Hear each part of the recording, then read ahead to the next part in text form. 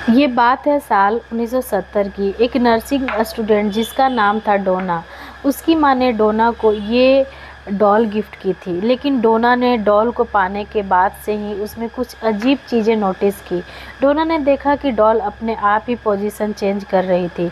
कभी कभी डोना डॉल को एक रूम में रख के जाती तो वहाँ नहीं मिलती थी। तलाशने पर उसे वो गुड़िया घर के किसी दूसरे कोने में मिलती थी। एक दिन डोने ने कमरे में लौटने के बाद देखा कि डॉल के हाथ और पीठ पर खून के धब्बे लगे हुए हैं। वो दहशत भरा नज़ारा देखकर बुरी तरह कांप गई।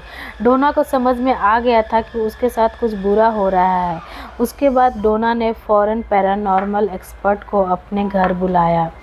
पैरानॉर्मल एक्सपर्ट जब उसके घर आए तो उन्हें पता चल गया कि जो डॉल है वो हॉरर है, भूतिया है। तब डोना को बहुत ज़्यादा डर लगा। उसने उस गुड़िया को वहाँ से ले जाने के लिए कहा। एड और लॉरेन उस वक्त उस गुड़िया को अपने साथ कार में ऑकलैंड म्यूजियम में ले गए।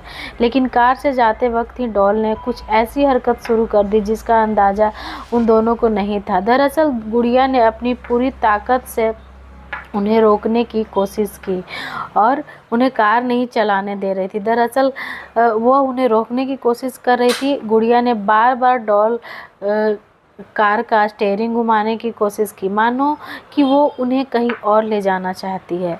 बड़ी मुश्किल से एड और लॉरेन अपनी मंजिल तक पहुंचते हैं। एड और लॉरेन उस शापित भूतिया डॉल को अपने म्यूजियम में मंत्र से एक कांच के बक्से में बंद करके रख देते हैं। माना जाता है कि आज भी उसकी भूतिया ताकत एक्टिव है। इस कारण से उसके पास किसी को जाने नहीं दिया जाता है।